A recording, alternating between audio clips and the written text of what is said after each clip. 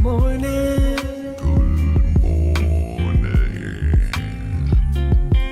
Good morning. Yeah, yeah. Good morning. Ooh. It's a new day. Today's a new day.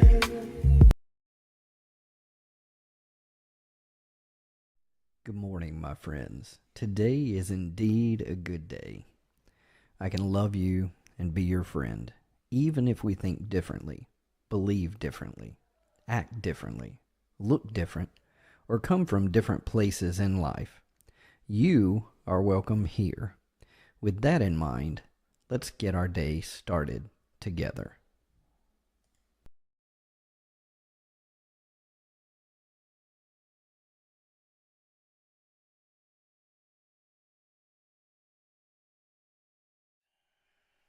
On the screen, and I apologize. This is my first morning trying to do this.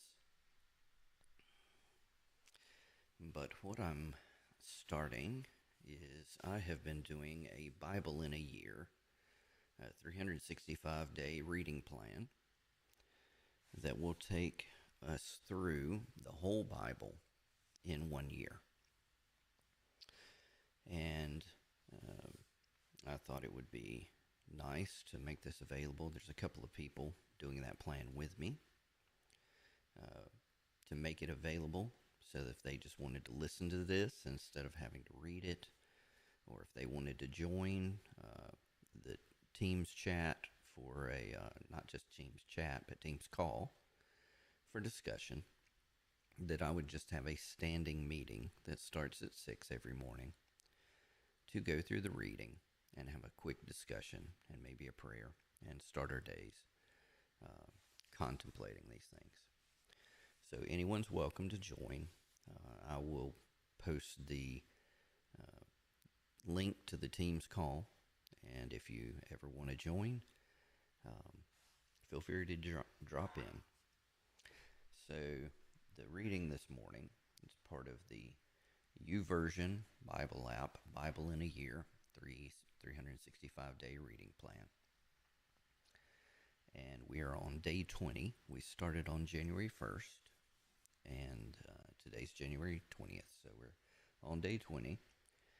And today we have Genesis 40, Genesis 41, Matthew 14, and Proverbs 2.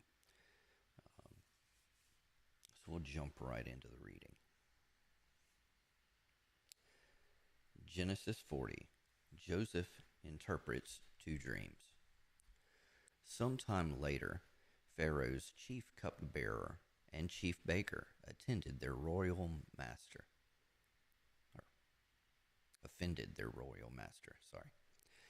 Pharaoh became angry with these two officials, and he put them in the prison where Joseph was, in the place of the captain of the guard.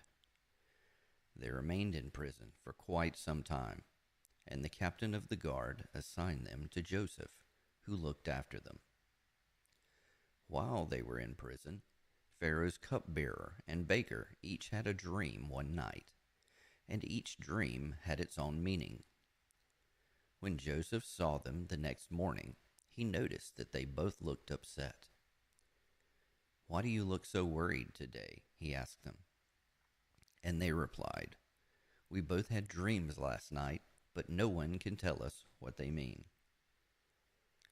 "Interpreting dreams is God's business," Joseph replied. "Go ahead and tell me your dreams." So the chief cupbearer told Joseph his dream first. "In my dream," he said, "I saw a grapevine in front of me. The vine had 3 branches that began to bud and blossom, and soon it produced clusters of ripe grapes. I was holding Pharaoh's wine cup in my hand, so I took a cluster of grapes and squeezed the juice into the cup. Then I placed the cup in Pharaoh's hand." "This is what the dream means," Joseph said. "The 3 branches represent 3 days. Within 3 days, Pharaoh will lift you up and restore you to your position as his chief cupbearer. And please remember me and do me a favor when things go well for you. Mention me to Pharaoh, so he might let me out of this place. For I was kidnapped from my homeland, the land of the Hebrews, and now I'm here in prison, but I did nothing to deserve it. When the chief baker saw that Joseph had given the first dream such a positive interpretation, he said to Joseph, I had a dream too. In my dream, there were 3 baskets of white pastries stacked on my head. The top basket contained all kinds of pastries for Pharaoh, but the birds came and ate them from the basket on my head. This is what the dream means, Joseph told him. The 3 baskets also represent 3 days. 3 days from now, Pharaoh will lift you up and impale your body on a pole. The birds will come and pick away at your flesh. Pharaoh's birthday came 3 days later, and he prepared a banquet for all his officials and staff. He summoned his chief cupbearer and chief baker to join the other officials. He then restored the chief cupbearer to his former position so he could again hand Pharaoh his cup. But Pharaoh impaled the chief baker, just as Joseph had predicted when he interpreted his dream. Pharaoh's chief cupbearer, however, forgot all about Joseph, never giving him another thought.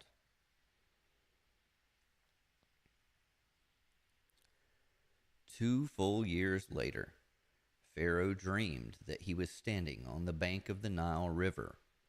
In his dream, he saw 7 fat, healthy cows come up out of the river and began grazing in the marsh grass. Then he saw 7 more cows come up behind them from the Nile, but these were scrawny and thin. The cows stood beside the fat cows on the riverbank. Then the scrawny, thin cows ate the 7 healthy fat cows. At this point in the dream, Pharaoh woke up. But he fell asleep again and had a second dream. This time he saw 7 heads of grain, plump and beautiful, growing on a single stalk. Then 7 more heads of grain appeared, but these were shriveled and withered by the east wind. And these thin heads swallowed up the 7 plump, well-formed heads. Then Pharaoh woke up again and realized it was a dream. The next morning, Pharaoh was very disturbed by these dreams, so he called for all the magicians and wise men of Egypt. When Pharaoh told them his dreams, not one of them could tell him what they meant. Finally, the king's chief cupbearer spoke up. Today I have been reminded of my failure, he told Pharaoh. Some time ago, you were angry with the chief baker and me, and you imprisoned us in the palace of the captain of the guard. One night, the chief baker and I each had a dream, and each dream had its own meaning. There was a young Hebrew man with us in the prison who was a slave of the captain of the guard. We told him our dreams, and he told us what each of our dreams meant. And everything happened just as he had predicted. I was restored to my position as cupbearer, and the chief baker was executed and impaled on a pole. Pharaoh sent for Joseph at once, and he was quickly brought from the prison. After he shaved and changed his clothes, he went in and stood before Pharaoh. Then Pharaoh said to Joseph, I had a dream last night, and no one here can tell me what it means. But I have heard that when you hear about a dream, you can interpret it. It is beyond my power to do this, Joseph replied, but God can tell you what it means and set you at ease. So Pharaoh told Joseph his dream. In my dream, he said, I was standing on the bank of the Nile River, and I saw 7 fat, healthy cows come up out of the river and begin grazing in the marsh grass. But then I saw 7 sick-looking cows, scrawny and thin, come up after them. I've never seen such sorry-looking animals in all the land of Egypt.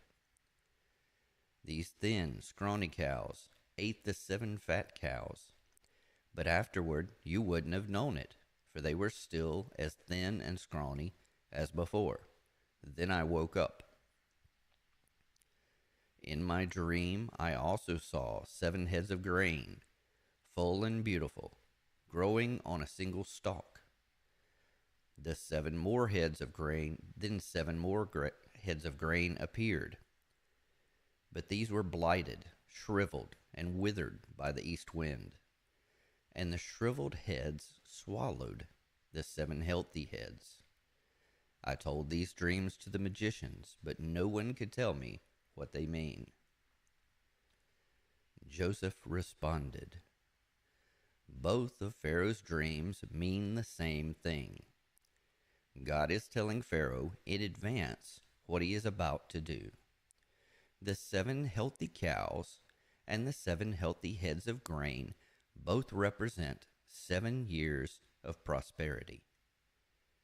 The 7 thin, scrawny cows that came up later and the 7 thin heads of grain withered by the east wind represent 7 years of famine. This will happen just as I have described it, for God has revealed to Pharaoh in advance what he is about to do. The next 7 years will be a period of great prosperity throughout the land of Egypt. But afterward, there will be 7 years of famine, so great that all the prosperity will be forgotten in Egypt. Famine will destroy the land.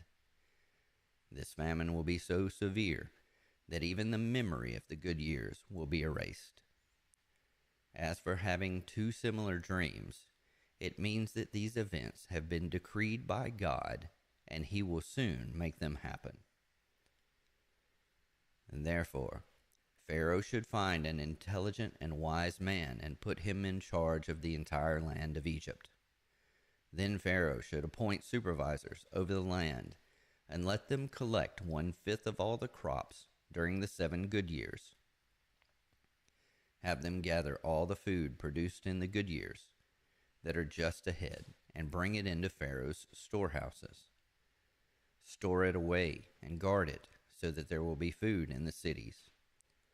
This way, there will be enough to eat when the 7 years of famine come to the land of Egypt. Otherwise, this famine will destroy the land.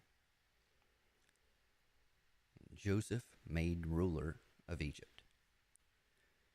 Joseph's suggestions were well received by Pharaoh and his officials. So Pharaoh asked his officials, "Can we find anyone else like this man so obviously filled with the Spirit of God?"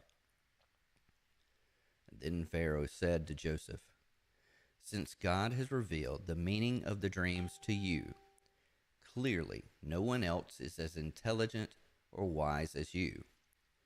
You will be in charge of my court, and all my people will take orders from you. Only I, sitting on my throne, will have a rank higher than yours."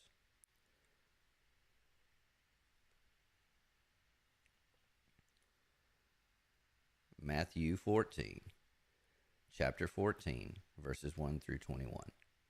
The death of John the Baptist. When Herod Antipas, the ruler of Galilee, heard about Jesus, he said to his advisers, "This must be John the Baptist raised from the dead. That is why he can do such miracles." For Herod had arrested and imprisoned John as a favor to his wife Herodias, the former wife of Herod's brother Philip. John had been telling Herod, "It is against God's law for you to marry her." Herod wanted to kill John, but he was afraid of a riot because all the people believed John was a prophet. But at a birthday party for Herod, Herodias' daughter performed a dance that greatly pleased him. So he promised with a vow to give her anything she wanted. At her mother's urging, the girl said, "I want the head of John the Baptist on a tray." Then the king regretted what he had said, but because of the vow he had made in front of his guests, he issued the necessary orders. So John was beheaded in the prison, and his head was brought on a tray and given to the girl, who took it to her mother. Later, John's disciples came for his body and buried it. Then they went and told Jesus what had happened. Jesus feeds 5,000. As soon as Jesus heard the news, he left in a boat to a remote area to be alone. But the crowds heard where he was headed and followed on foot from many towns. Jesus saw the huge crowd as he stepped from the boat, and he had compassion on them and healed their sick. That evening the disciples came to him and said, "This is a remote place, and it's already getting late. Send the crowds away so they can go to the villages and buy food for themselves." But Jesus said, "That isn't necessary. You feed them." "But we only have 5 loaves of bread and 2 fish," they answered. "Bring them here," he said. Then he told the people to sit down on the grass. Jesus took the 5 loaves and 2 fish, looked up towards heaven, and blessed them. Then, breaking the loaves into pieces, he gave the bread to the disciples, who distributed it to the people. They all ate as much as they wanted, and afterwards the disciples picked up 12 baskets of leftovers. About 5,000 men were fed that day, in addition to all the women and children.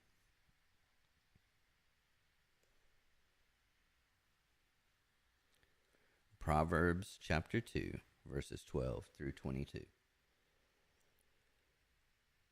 Wisdom will save you from evil people, from those whose words are twisted. These men turn away from the right way to walk down dark paths. They take pleasure in doing wrong, and they enjoy the twisted ways of evil. Their actions are crooked, and their ways are wrong. Wisdom will save you from the immoral woman, from the seductive words of the promiscuous woman. She has abandoned her husband and ignores the covenant she made before God. Entering her house leads to death. It is the road to the grave. The man who visits her is doomed. He will never reach the paths of life. So follow the steps of the good, and stay on the paths of the righteous. For only the godly will live in the land, and those with integrity will remain in it. But the wicked will be removed from the land, and the treacherous will be uprooted.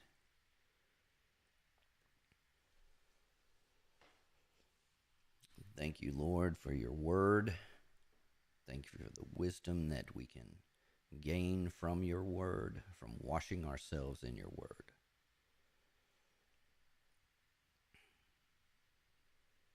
I'm considering the things that have happened in what we just read that demonstrate wise rulers versus foolish rulers, and wise people versus foolish people. We hear of Herodias, who at his birthday party had his wife's daughter dance for him, and then he made a promise to her, a foolish promise for a leader, that he would give her anything she wants. It's never good to spoil a child, especially a stepchild. If you look at the statistics,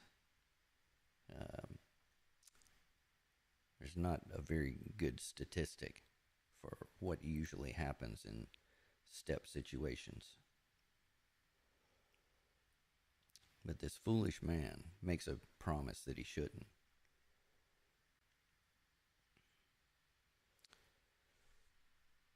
let's compare that to Pharaoh, who we read about first. Pharaoh had a dream, and he didn't know what the dream meant, but he sought out wise counsel. Even when his normal wise counsel could not answer for him, he sought out anyone who might help him, who might be wise enough to answer what his dream meant. And then when he found out from the cupbearer who had foolishly forgotten Joseph after he was restored,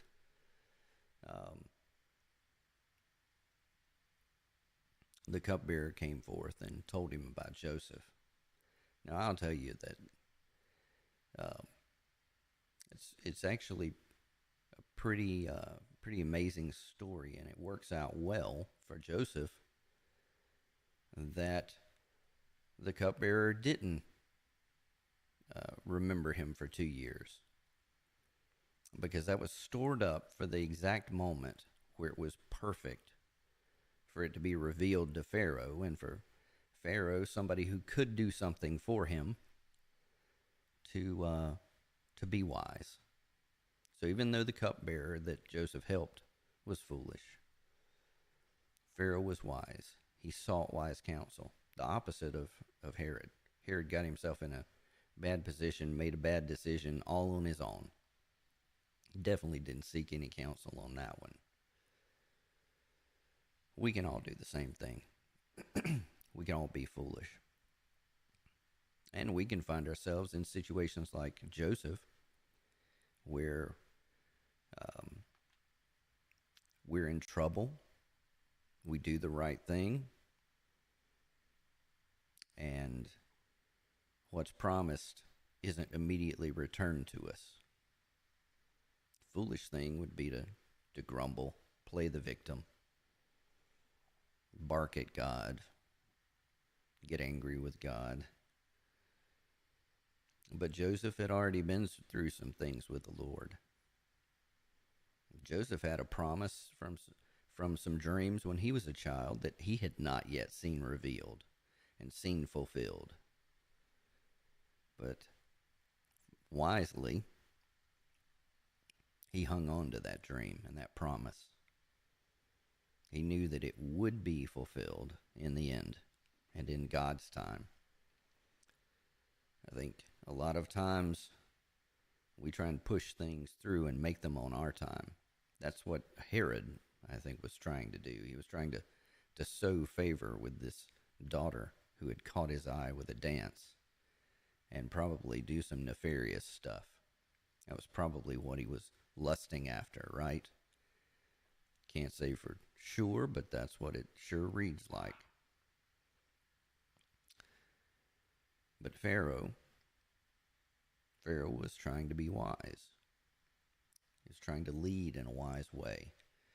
And we'll see later that this had a huge impact on not just him, the leader, but all of his people. When foolish leaders are doing foolish things, the people suffer. And when wise leaders do wise things, and they seek counsel from other wise people instead of just doing their own thing, and especially when they seek counsel from God, who knows what the plan is, what is ahead, the people don't suffer as much. But even when we suffer, like Joseph, when he waited for 2 additional years, we have hope. We have a reason for hope. Those of us who know this, who are seeking God out and who have experienced how he does rescue us, how he does save us, how he is our shield, how he is the place that we can find rest even when things are rough like they were for Joseph. We can tell you that God is not only real And not only is his word true, but he is close, and he is with you. He is this still, quiet voice that is faithful. You won't always get what you want. It won't always be in your time. But when we don't get in our own way, when we seek his way, it's amazing how the things turn out. The passage we read, where it says that the wicked, let's scroll down here. So follow the steps of the good, stay on the paths of the righteous, for only the godly will live in the land, and those with integrity will remain in it. But the wicked will be removed from the land, and the treacherous will be uprooted. This is justice. This is what we all, especially if we've lived through a situation where we're hurting because of injustice, because of oppression, because of people taking advantage of their position, or all kinds of horrible things, we will hope for justice. Lord, I pray that we ourselves will be wise and not foolish, that we will seek counsel from the wise, that we will seek counsel from you, Lord. And Lord, I know that when we seek you, we will find you. Lord, I pray that you would be our teacher and our guide. You would be our source of wisdom, that we would walk with you today. We know the promise that has been given and revealed through your Son, Jesus Christ, and the Comforter that he promises that will walk with us, that we don't have to earn our way by being perfect and good enough, or having enough integrity, or being godly enough. No, you tell us that we are wicked without you, but that you will send a Comforter. You tell us that Jesus Christ is the way. So, Lord, teach us. Draw us to you, those of us who are yours. Lord, and I pray that anyone who hears this call, that it would pull at your heartstrings, that you would realize that religion and God is not here to trick you. It's not a lie like the lies of man. God is not a man that he should lie. Lord, I pray that you would draw us, and we would see that your way is best. That when we've in the past, we've let our lives chase after the desires of our hearts and our own feelings and our opinions, that it always gets us into tricks and traps that cost us more than the happiness of a moment. Lord, let us see the value of wisdom instead of foolishness. Lord, be with our leaders. Lord, you place every ruler in place. And foolish rulers, you say, are a judgment upon the foolish people. And wise rulers are a blessing upon the wise people. So help us to not just blame it on the rulers that are around us if they're foolish. Help us to correct ourselves first. If we're walking wise and we're teaching wise things and we're being an example of wisdom, it will follow that it will take root and things will change. We have to take the log out of our own eye before we worry about the speck in someone else's. So Lord, help us to pray for our rulers, even if whether they're the one that we voted for or not. Lord, help us to not be so divided. When Egypt went through prosperity and went through famine, all of the people celebrated and all of the people suffered together. This will be true wherever we are, no matter who we voted for. So, Lord, help us to be wise. Help us to seek you. Teach us, change us. If we don't know the good news, if we don't know that you sent your Son to live the perfect life that we could not, to die on a cross, to be dead and buried for 3 days, and to then rise to life, to come back, to be seen in history and recorded even by people who did not believe that this man from Galilee did amazing things and was seen by hundreds of people after his horrible crucifixion, where historians say if there is anything we can be sure of, it's that this man Jesus died on the cross. That is not even up for debate. What's miraculous is that he rose from the dead, fulfilling everything he had said that he would be and he would do, fulfilling Old Testament prophecies about what the Messiah for the Hebrew people would be and would do. And he offers us that he is the sacrifice. We don't have to sacrifice goats and rams and birds like they did back in the old days. We don't have to stick to superstitions and chants and try and figure out how to make something happen with the right recipe. No, we're given a covenant, a promise that God says, in my mercy, I will cleanse you. I will wash you of your sin. I will let you see that those sinful things that feel good at first but are poison in the end, I'll rescue you from that. I'll change your heart, and I'll teach you a new way. Lord, help us to know this, to believe this, and then to decide to lay down our lives and follow you, because it is best. There's no question. For a man who used to walk in wickedness horribly, who hurt many people around him, I'm talking of myself, who did such foolish things like Herod, but worse. Lord, I've found you, and you are good. I have tasted the goodness of God and seen that you are good. I've seen you there with me in my dark times, never leaving me, always faithful.